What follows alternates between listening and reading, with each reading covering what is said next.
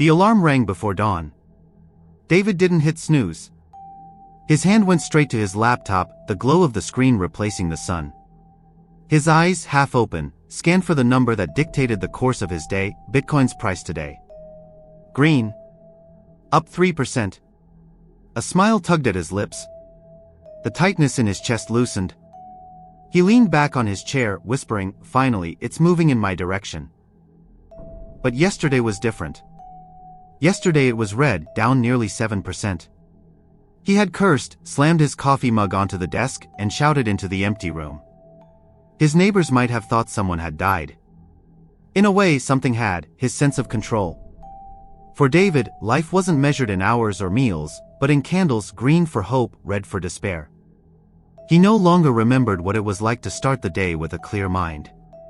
His morning prayers had become charts, his rituals price alerts, his peace chained to a number he could never master. Long before there were charts and glowing tickers, the ancients told of Fortuna, goddess of chance. She sat upon a great wheel that never ceased to turn. On one side, a man rose to riches, power, and glory.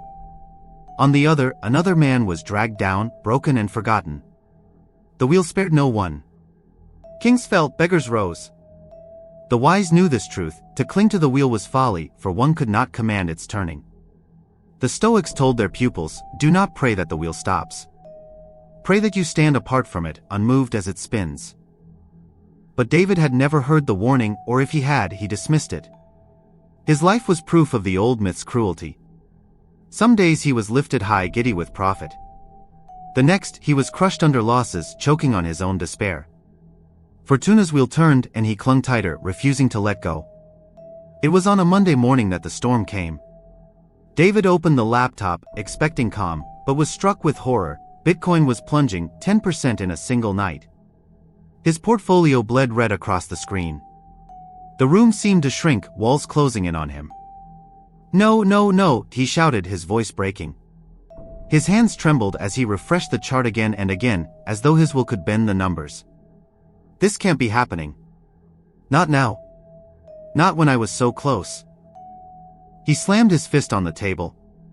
The screen rattled. His heart pounded as though trying to escape his chest.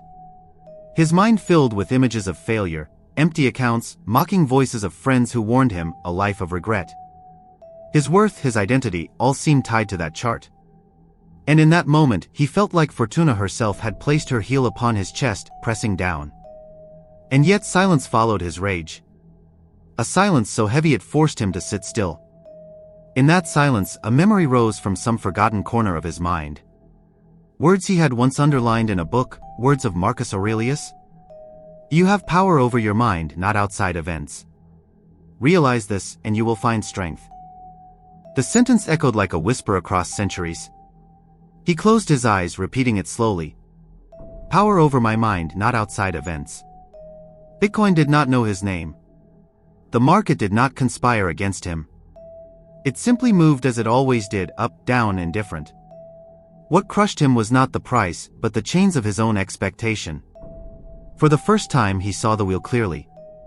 It was not the wheel that tormented him. It was his clinging to it. David shut the laptop.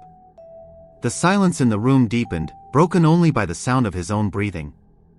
On the edge of the desk sat a small white candle, unused in months. With trembling hands, he struck a match and lit it.